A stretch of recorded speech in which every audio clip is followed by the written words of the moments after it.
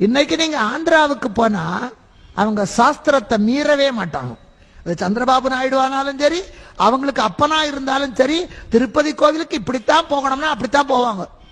இதைத்தான் சொல்லணும்னா இதைத்தான் சொல்லுவாங்க. ஏன் எதுக்குங்கிற கேள்வி இல்லை. நாத்திகமே கிடையாது அங்கெல்லாம். கர்நாடகாவில் சம்பிரதாயம். அவங்க ஒவ்வொரு பண்டிகைக்கு என்ன பண்ணணுமோ என்ன நைவேத்தியமோ அதைத்தான் செய்வார்கள். கேரளாவுக்கு போனா தூய்மை. இத்தினோடு ஒரு பகவதி கோவில் இருக்கும். பகவதி பார்த்துட்டு வந்தேன். நாமக்கெல்லாம் பெருசா இருந்தா தான் அதுக்கு பேர் கோவில். நம்ம தெருமுக்கில் இருக்க பிள்ளையாரே இல்லை.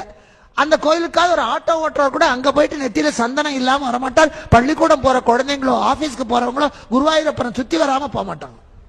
அங்கே தூய்மை. ஆந்திராவில் சாஸ்திரம், கர்நாடகாவில் சம்பிரதாயம், கேரளாவில் தூய்மை, தமிழ்நாட்டில் வெற்று ஆரவாரம்.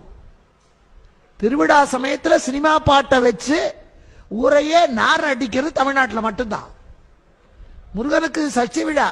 நான் மேடையில பேசிட்டு இறங்குறேன். முருகன் உட்காந்துருக்கார் வள்ளிதேவி யானையோட. அவரும் கேட்டுக்கிட்டு தான் இருப்பார். மேடையில் அடுத்து பாட வந்தான், கட்டிக்கிட்டு ஓடி போலாமான். நான் உடனே கூப்பிட்டேன். அப்பா, அவன் ஓடி போய் உன்னை கட்டிக்கிட்டான், கட்டிக்கிட்டு மறுபடியும் ஓடி போயிருக்கான். ரெண்டு விதத்திலையும் பண்ணியாச்சு. மறுபடியும் பாடாத, தமிழ்நாட்டை விட்டே ஓடி போயிடும். எதை பாட வேண்டி எதை செய்யணும்னு தெரியணும். வெளிநாட்டுக்கெல்லாம் போகிற போது அங்க வாழ்கிற தமிழர்கள் நடத்துகிறார்கள் விழாக்கள்.